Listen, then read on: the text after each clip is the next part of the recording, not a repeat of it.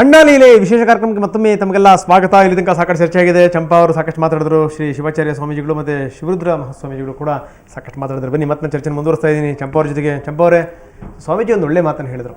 ಬಹುಶಃ ಏನು ಅಂತಂದ್ರೆ, ಈ ರೀತಿ ಕಾಂಗ್ರೆಸ್ ಏನಾದ್ರು ಅಡ್ಗಾಲ ಹಾಕಲಿಲ್ಲ ಅಂದಿದ್ರೆ ಬಹುಶಃ ಈ ಗಂಟು ಅನ್ನುವಂಥದ್ದು ಅಷ್ಟು ಗಟ್ಟಿ ಆಗ್ತಿರ್ಲಿಲ್ಲ ಅಂತ.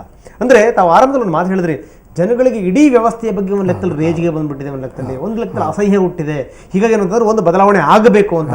ಸೊ ನಾನು ಕೂಡ ಒಂದು ಮಾತನ್ನು ಹೇಳಿದೆ, ಇದು ಮೊದಲ ಮೆಟ್ಟಿಲು ಮಾತ್ರ ಅಂತ. ಅಂದ್ರೆ ಇನ್ನೂ ಕೂಡ ಇದು ತುಂಬಾ ದೂರ ಹೋಗುತ್ತೆ ಅಂತ ತಾವು ಹಾಗಾದ್ರೆ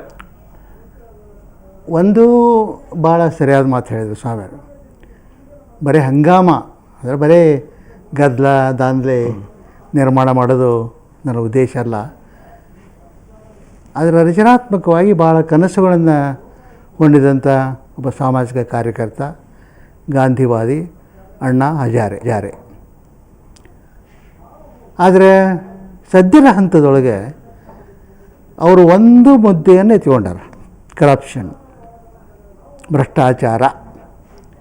ಈಗ ಗಾಂಧೀಜಿ ಇದ್ದಂಥ ವಿಶಾಲವಾದ ಕ್ರಾಂತಿಯ ಕಲ್ಪನೆ ಆಗಲಿ, ಜಯಪ್ರಕಾಶ್ ನಾರಾಯಣ ಇದ್ದಂಥ ಸಂಪೂರ್ಣ ಕ್ರಾಂತಿಯ ಚೌಕಟ್ಟಾಗಲಿ ಸದ್ಯದ ಹಂತದೊಳಗೆ ಅಣ್ಣಾ ಹಜಾರೆಯವರ ಮುಂದೆ ಇಲ್ಲ.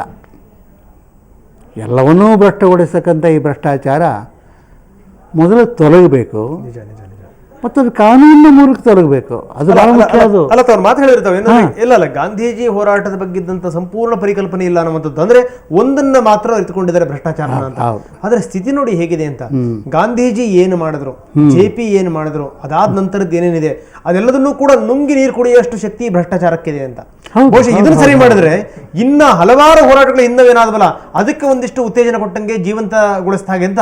ಇಲ್ಲ, ಈ ಹೋರಾಟ ಯಶಸ್ವಿಯಾದರೂ ಸಹಿತ ಭ್ರಷ್ಟಾಚಾರ ಕಡಿಮೆ ಆಗ್ಬೋದು, ನಿರ್ಮೂಲನೆ ಆಗೋದು ಬಿಡೋದು ಮುಂದಿನ ಮಾತು. ಆದರೆ ನಿಜ, ಈ ದೇಶವನ್ನು ದಾಸ್ಯಕ್ಕೆ ಎಳೆದಂಥ ನಮ್ಮ 5,000 ವರ್ಷದ ಪರಂಪರೆ ಐತಲ್ಲ, ದಾಸ್ಯದ ಪರಂಪರೆ, ಅದರ ಬಗ್ಗೆ ಅಣ್ಣಾ ಹಜಾರೆಯವರು ಮಾತಾಡ್ತಾ ಇಲ್ಲ.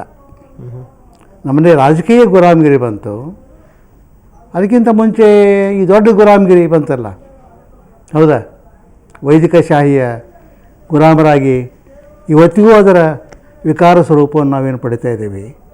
ಕಮ್ಯುನಲಿಸಮ್, ಕೋಮುವಾದ, ಇದು ಹೋದ್ರೆ ಅದು ಹೋಗ್ಬಿಡ್ತದೆ ಅಂತ ಇಲ್ಲ. ಭ್ರಷ್ಟಾಚಾರ ಹೋಗಿಬಿಟ್ರೆ ಅವೆಲ್ಲ ಹೋಗಿಬಿಡ್ತಾವಂತ ಏನಿಲ್ಲ. ಅದಕ್ಕೆ ಬೇರೆ ರೀತಿ ಇನ್ನಷ್ಟು ಬೆಳಿಬಾರ್ದು ಅಂತ ಬೆಳಿಬಾರ್ದು ಅಂತ ಕಾನೂನಿನ ಮೂಲಕ ಏನು ಸಾಧ್ಯ ಮಾಡಬಹುದು ಅದರ ಬಗ್ಗೆ ಮಾಡಿದರೆ, ಅದು ಕಾನೂನಿನ ಮೂಲಕ ಆಗೋದಿಲ್ಲ. ಅದು ಅಸ್ಪೃಶ್ಯತಾ ನಿವಾರಣೆ ಕಾನೂನಿನ ಒಂದು ಭಾಗ. ಅಸ್ಪೃಶ್ಯತೆ ಹೋಗೈತಾನೆ. ಕಾನೂನು ಬಂದ ಮೇಲೆ ಅದನ್ನು ಅನುಷ್ಠಾನಗೊಳಿಸಲಿಕ್ಕೆ ನಾವು ಈ ರೀತಿಯ ಪ್ರಜಾಸತ್ತಾತ್ಮಕ ಒತ್ತಡಗಳನ್ನು ಮ್ಯಾನೇಜ್ ಮೇಲೆ ಹೇರಬೇಕಾಗೈತಿ. ಬರೀ ಮಸೂದೆ ಬಂದರೆ ಏನಾಗೋದಿಲ್ಲ, ಬಿದ್ದಿರ್ತಾವಲ್ಲಿ. ಇದು ಭಾಳ ಮುಖ್ಯ. ಇದು ಸೊ ಕಾರ್ಯರೂಪಕ್ಕೆ ಬರಬೇಕು, ಸರಿಯಾಗಿ ಅಂತ ಬರಬೇಕು. ನಮ್ಮ ಸಂವಿಧಾನ ಎಲ್ಲ ಭಾಳ ಕ್ರಾಂತಿಕಾರಕವಾದಂಥ ಸಂವಿಧಾನ, ಅದರ ಮಸೂದೆಗಳು ಅನುಷ್ಠಾನಗೊಳ್ಳಲಿಲ್ಲ ಅನ್ನೋದಕ್ಕೆ ಇವೆಲ್ಲ ಅನಾಹುತಗಳು. ಯಾಕಂದ್ರೆ ಅದನ್ನು ಅನುಷ್ಠಾನಗೊಳಿಸಬೇಕಾಗಿರೋ ಇವರೇ ಅಲ್ಲ, ಅದು ಬಂದಿರೋದು. ಇವ್ರು ಕೈ ಕೊಟ್ಟು ಹಗ್ಗ ಅದು ಬಂದಿರೋದು ತಯಾರಿಲ್ಲ ಇವರು ಅಂತ. ಬರೀ ಕಾನೂನು ಮೂಲಕ ಏನಾಗೋದಿಲ್ಲ, ಕಾನೂನು ಬೇಕಾಗ್ತದ ನಮ್ಮಲ್ಲಿ. ಸರಿ, ಹಂಗಾದ್ರೆ ಏನಾಗಬೇಕು ಅಂತಿರ್ತಾವೆ? ಇದು ಕಾನೂನು ಆಗಲೇಬೇಕು. ಬಲಿಷ್ಠವಾದಂಥ ಜನಲೋಕಪಾಲ್ ಪಾರ್ಲಿಮೆಂಟಿನ ಅಂಗೀಕಾರವನ್ನು ಪಡೆದು ಇದು ಆಗಲೇಬೇಕು. ಅದನ್ನು ಬಿಟ್ಟು ಆ ಕಡೆ ಹೋಲಿಕ್ಕೆ ಆಗೋದಿಲ್ಲ. ಸರಿ, ಇವ್ರನ್ನ ಹಾಗಾದ್ರೆ ನೀವೇನು ಲೋಕಪಾಲರು ಅಂತೀರಾ, ಜೋಕಪಾಲರು ಅಂತೀರಾ? ಹಾಗಾದ್ರೆ ಯಾರಿಗೆ ಯಾರ್ಯಾರು ಈ ಕಾನೂನು ಇಲ್ಲ ಅಂತಂದರೆ, ಈ ರೀತಿ ಹಲ್ಲು ಉಗುರು ಇಲ್ಲದಂಥ ಒಂದು ಕಾನೂನು ಬಂತಂತಂದರೆ ಲೋಕಪಾಲ ಹೋಗಿ ಜೋಗಪಾಲ ಆಗ್ತಾರೆ, ಜೋಗ ಫಾಲಸೊಳಗೆ ಹೋಗ್ಬೇಕಾಗತ್ತೆ ಹೋರಾಟ.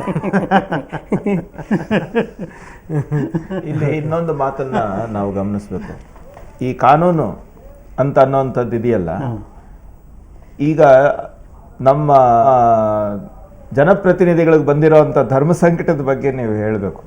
ಯಾಕೆ ಅಂತ ಹೇಳಿದ್ರೆ, ಈ ಲೋಕಪಾಲ ಅತ್ಯಂತ ಬಲಿಷ್ಠವಾಗಿರುವಂಥ ಹರಿತವಾದ ಉಗುರು ಮತ್ತು ಹಲ್ಲಿರುವಂಥ ಲೋಕಪಾಲ ಬಂದರೆ ಅದು ಮೊದಲು ಎಲ್ಲಿ ಪ್ರಾರಂಭ ಆಗ್ತದೆ, ಎಲ್ಲಿ ಕಾನೂನು ಅಂಗೀಕಾರ ಆಗ್ತದೆ? ಅಲ್ಲ, ಇದು ಧರ್ಮ ಸಂಕಟ ಅಲ್ಲ ಸ್ವಾಮೀಜಿ, ಸ್ಮಾಲ್ ಕರೆಕ್ಷನ್. ಮಾಡಬಾರದು ಮಾಡಿದ ಕರ್ಮ ಸಂಕಟ ಅಂತ ಅಲ್ಲ, ಅದು ಒಟ್ಟಿನಲ್ಲಿ ಏನೇ ಆಗಲಿ ಅದು ಈ ಧರ್ಮವನ್ನೇ ಕರ್ಮವಾಗಿ ನಾವು ಉಪಯೋಗಿಸಿರುವಂಥ ಲೆಕ್ಕದಲ್ಲಿದೆ ಈಗ.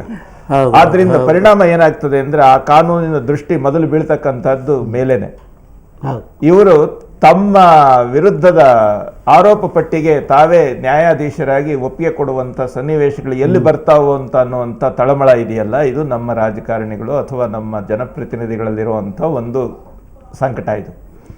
ಆದರೆ ಇದನ್ನು ಅನಿವಾರ್ಯವಾಗಿ ಒತ್ತಡದಲ್ಲಿ, ವಾಸ್ತವವಾಗಿ ಹೇಳ್ತೇನೆ, ಇದು ಮನಃಪೂರ್ವಕವಾಗಿ ಅನ್ನುವಂಥ ಪ್ರಶ್ನೆ ಅಲ್ಲ, ಆದರೆ ಜನಸಾಮಾನ್ಯರ ಒತ್ತಡ ಮತ್ತು ಅಣ್ಣಾ ಅವರ ಒಂದು ಜನಬೆಂಬಲ ಮತ್ತು ಕ್ರೋಢೀಕರಣ ಇದೆಯಲ್ಲ, ಇದರ ಪರಿಣಾಮದಿಂದ ಇದರ ಅಸ್ತಿತ್ವಕ್ಕೆ ಬರ್ತದೆ. ಆದರೆ ಒಂದು, ಈ ಕಾನೂನು ಜಾರಿಗೆ ಬರೋದಕ್ಕೆ ಮೊದಲೇನೆ ಇಷ್ಟೊಂದು ಅಡ್ಡಿ ಆತಂಕಗಳನ್ನು ತರ್ತಾ ಇರ್ತಕ್ಕಂಥ ನಮ್ಮ ಪ್ರತಿನಿಧಿಗಳು ಬಂದ ಮೇಲೆ ಅದನ್ನ ಶೀತಲ ಪೆಟ್ಟಿಯಲ್ಲಿ ಇಡಬೇಕು ಅಂತ ಅನ್ನೋದ್ರ ಬಗ್ಗೆನೂ ಸಾಕಷ್ಟು ಪ್ರಯತ್ನಗಳು ನಡೀಬಹುದು. ಆದ್ರಿಂದ ಈ ಹೋರಾಟ ಇದು ತಲೆ ಮೇಲೆ ಸುರಿದ ನೀರು ಕಾಲ್ನವರೆಗೂ ಬರುವ ಹಾಗೆ ಬಿಲ್ ಪಾಸಾದ ತಕ್ಷಣ ನಿಲ್ಲಬಾರ್ದಿದು. ಇದರ ಕೊನೆಯ ಹಂತದವರೆಗೂ ಸಹ ಎಚ್ಚರಿಕೆಯಿಂದಲೇ ನಾವು ನಡೆಸ್ಕೊಂಡು ಹೋಗ್ಬೇಕಾಗ್ತದೆ. ಮಸೂದೆ ಕುರಿತು ಒಂದು ಪರಿಕಲ್ಪನೆ ಬರ್ತಾ ಇದೆ ಜನಕ್ಕೆ. ಇದು ದಿಢೀರ್ನೇ ಸಂಸತ್ತು ಇದಕ್ಕೆ ಒಂದು ವಿಧೇಯಕ ಒಪ್ಪಿಗೆ ಕೊಟ್ಟಿತ್ತು ಅಂತಂದರೆ ಜನಸಾಮಾನ್ಯರಲ್ಲಿ ಅದ್ರ ಬಗ್ಗೆ ಅವೇರ್ನೆಸ್ ಇರೋದಿಲ್ಲ. ನಮ್ಮ ಜನ ಇಂಡಿಯನ್ಸು, ಆಮ್ ಆದ್ಮಿ ಏನಿದ್ದಾರೆ ಅವರಿಗೆ ಬಹಳಷ್ಟು ತಿಳುವಳಿಕೆ ಇಲ್ಲ. ಅವರಿಗೆ ಭಾವುಕ ಜನಾಂಗ, ನಿಜ. ಅವರಿಗೆ ಗ್ಯಾಟು ವ್ಯಾಟ್ ಬಂದಾಗ ಅವ್ರಿಗೆ ವ್ಯಾಟದ ಬಗ್ಗೆ ಏನು ಅಷ್ಟಾಗಿ ಪರಿಕಲ್ಪನೆ ಇಲ್ಲ. ಅವ್ರಿಗೆ ಯಾರನ್ನೋ ಮುಖವಾಗಿ ಇಟ್ಕೊಂಡು ಟೈರ್ ಸುಡೋದು, ಟ್ಯೂಬ್ಲೈಟ್ ಹೊಡೆಯೋದು, ರಾಸ್ತಾ ರೋಕೋ, ಜೈಲ್ ಬರೋ, ಇಷ್ಟೇ ಅವ್ರದ್ದು ವ್ಯವಹಾರ. ಸೊ ಹೀಗಾಗಿ ಇವತ್ತು ಒಂದು ಚಿಂತನೆ ನಡೀತಾ ಇದೆ. ಅಣ್ಣಾ ಅವರನ್ನ ಮುಂದಿಟ್ಟುಕೊಂಡು ಎಲ್ಲ ಬುದ್ಧಿಜೀವಿಗಳು, ಇಂಟೆಲೆಕ್ಚುವಲ್ಸು, ಮೀಡಿಯಾದು ಒಂದು ಚರ್ಚೆ ಮಾಡ್ತಾ ಇದ್ದಾರೆ. ಹೀಗಾಗಿ ಆ ಮಸೂದೆ ಏನು, ಅದರ ಅಂತರ ಏನು ಅಂತ ಅನ್ನೋದು ಜನಕ್ಕೆ ತಿಳಿಲಿಕ್ಕೆ ಅಲ್ಲ. ಸುಲಭ. ಸ್ವಾಮೀಜಿ, ನಾನು ಒಂದು ಪ್ರಶ್ನೆ ನೇರವಾಗಿ ಕೇಳ್ತೀನಿ. ಇದನ್ನ ನೀವು ಮುಗ್ಧತನ ಅಂತಿರೋ ದಡ್ಡತನ ಅಂತಿರೋ ಅಂತ? ಯಾಕಂದ್ರೆ ಮುಗ್ಧತನ ಮತ್ತೆ ದಡ್ಡತನದ ನಡುವಿನ ಆ ಪರದೆ ಇದೆಯಲ್ಲ, ತುಂಬಾ ತೆಳವಾಗಿರುವಂಥದ್ದು. ಅದನ್ನ ಬೋಳೆ ಸ್ವಭಾವ ಅಂತ ಹೇಳ್ಬೋದು. ಈ ಮಧ್ಯದಲ್ಲಿ ಜನಗಳಿಗೆ ಒಂದು ವಿಶ್ವಾಸ ಇದೆ. ಜನ ನಂಬ್ತಾರೆ. ನಮ್ಮ ಜನ ಇದು ನಂಬುವಂತ ದೇಶ. ಅದು ನಂಬಿಸೋ ತಾಕತ್ ನಿಮ್ಗೆ ಇರಬೇಕು. ಅಲ್ಲ, ನಮ್ಮಲ್ಲಿ ಏನಾಗಿದೆ ಅಂದ್ರೆ ಶ್ವಾಸ ನಿಲ್ಲೋ ತನಕ ಈ ವಿಶ್ವಾಸ ಅನ್ನುವಂಥದ್ದು ಇದೆಯಲ್ಲ, ಅದು ಹೋಗ್ಬೇಕೇನೋ ಅಂತ. ವಿಶ್ವಾಸ ತನಕ ನಂಬಿಡೋದು ಅಲ್ಲ. ನಾನು ಹೇಳುವಂಥದ್ದು, ಜನಗಳು ನಂಬ್ತಾರೆ. ಇಲ್ಲಿ ಜನಗಳಲ್ಲಿ ಪ್ರಾಮಾಣಿಕತೆ ಇದೆ. ಪಾಪ ಅವ್ರನ್ನ ನಾವು ಮಿಸ್ಗೈಡ್ ಮಾಡ್ತಾರೆ. ಯಾರು ನಂಬುತ್ತಾರೋ ಅವರಲ್ಲಿ ಪ್ರಾಮಾಣಿಕತೆ ಇಲ್ಲ. ಈ ಹೋರಾಟ ನಡೀತಾ ಇರೋದೇ ಅಣ್ಣಾ ಅವರು ತೆಗೆದುಕೊಂಡಂತ ಹೋರಾಟ ಇದು. ಈಗ ನೀವು ಲೀಲೆ ಅನ್ನುವಂಥ ಪದ ಉಪಯೋಗ ಮಾಡ್ತಾ ಇದ್ದೀರಿ, ಅದು ನನಗೆ ಬಹಳ ಸರಿ ಅನ್ನಿಸ್ತದೆ. ಈಗ ಸರ್ ಹೇಳ್ತಾ ಇದ್ರು ಗುಲಾಮ್ಗಿರಿ ಅಂತ. ಈ ಕೆಲವು ಚಾನೆಲ್ನವರು ಅಣ್ಣಾಗಿರಿ ಅಂತ ಶಬ್ದ ಬಳಸ್ತಾ ಇದ್ದಾರೆ. ಆ ಅಣ್ಣಾಗಿರಿ ಅನ್ನುವಂಥ ಶಬ್ದ ಬಳಸೋದು ಸರಿಯಲ್ಲ. ಯಾಕಂದ್ರೆ ಗಿರಿ ಅನ್ನುವಂಥ ಶಬ್ದ ಈಗಾಗಲೇ ಗುಲಾಮಗಿರಿ, ದಾದಾಗಿರಿ, ಚಮಚಾಗಿರಿ ಎಲ್ಲವೂ ಜೊತೆ ಕಳ್ಕೊಂಡ್ಬಿಟ್ಟಿದೆ. ಅದಕ್ಕೆ ಅಣ್ಣಾಗಿರಿ ಅನ್ನೋದನ್ನ ನಾವು ಬಿಟ್ಟು ಅಣ್ಣ ಲೀಲೆ, ಕೃಷ್ಣ ಲೀಲೆ, ರಾಮಲೀಲೆ, ಬೆಟ್ಟ ಮತ್ತೆ ಪರ್ವತ ಅಂತ ಕೂಡ ಆಗುತ್ತೆ. ಅಣ್ಣಗಿರಿ ಅಂದ್ರೆ ಅಷ್ಟೊಂದು ಬೃಹದಾಕಾರವಾಗಿದೆ ಅಂತ ಹಂಗಲ್ಲ. ಗಿರಿ ಅನ್ನುವಂಥದ್ದಕ್ಕೆ ಶಬ್ದಶಃ ಏನೇ ಅರ್ಥ ಇದ್ರು ವ್ಯಂಗ್ಯಾರ್ಥ, ಅದು ವ್ಯಂಗ್ಯ ಏನಿದೆ ಅರ್ಥ. ಗಿರಿ ಅನ್ನೋದು ಅಷ್ಟು ಪವಿತ್ರವಾಗಿ ಉಳ್ಕೊಂಡಿಲ್ಲ. ಯಾಕಂದ್ರೆ ಅದು ಯಾವಾಗಲೂ ಸಫಿಕ್ಸ್ ಆಗಿ ತಗೊಂಡಿದೆಯಲ್ಲ, ಸಫಿಕ್ಸ್ ಆಗಿ ತಗೊಂಡಿದ್ದು ಗುಲಾಮಗಿರಿ, ದಾದಾಗಿರಿ, ಚಮಚಾಗಿರಿ, ಇವೆಲ್ಲ ಗಿರಿಗಳು. ಅದಕ್ಕೆ ಆ ಶಬ್ದದ ಬಗ್ಗೆ ನನಗೆ ಅಭಿಪ್ರಾಯ ಸರಿ. ಬಟ್ ಲೀಲೆ ಅನ್ನುವಂಥ ಪದ ಒಪ್ಕೊಳ್ತೇನೆ ನಾನು. ಅಣ್ಣಾ ಲೀಲೆನೂ ಕೂಡ ಒಂದು ಕೃಷ್ಣ ಲೀಲೆಯಾಗಿ, ರಾಮಲೀಲೆಯಾಗಿ ಪರಿವರ್ತನೆ ಆಗಬೇಕು. ರಾಮಲೀಲೆ ನೋಡಿಬಿಟ್ಟು ಪಾನಕ ಕುಡಿಯೋದಾಗ್ಲಿ, ಕೃಷ್ಣ ಲೀಲೆ ನೋಡಿಬಿಟ್ಟು ಬೆಣ್ಣೆ ತಿನ್ನೋದಾಗ್ಲಿ ಮಾಡದೆ ಅಣ್ಣಾ ಲೀಲೆಯನ್ನು ಕಂಡುಬಿಟ್ಟು ಜನ ಎಚ್ಚೆತ್ಕೋಬೇಕು. ಇದು ನನ್ನ ಉದ್ದೇಶ. ಅಲ್ಲ, ಶಿವಲೀಲೆ ತರ ತಾಂಡವಾಡಬೇಕು. ಶಿವಲೀಲೆ ತರ ತಾಂಡವಾಡ. ಸ್ವಾಮೀಜಿ, ಮತ್ತಷ್ಟು ನಾನು ನಿಮ್ಮ ಜೊತೆಗೆ ಚರ್ಚೆ ಮಾಡ್ತೀನಿ. ಸಣ್ಣ ಬ್ರೇಕ್ ನಂತರ ಚರ್ಚೆ ಮುಂದುವರಿಯುತ್ತೆ.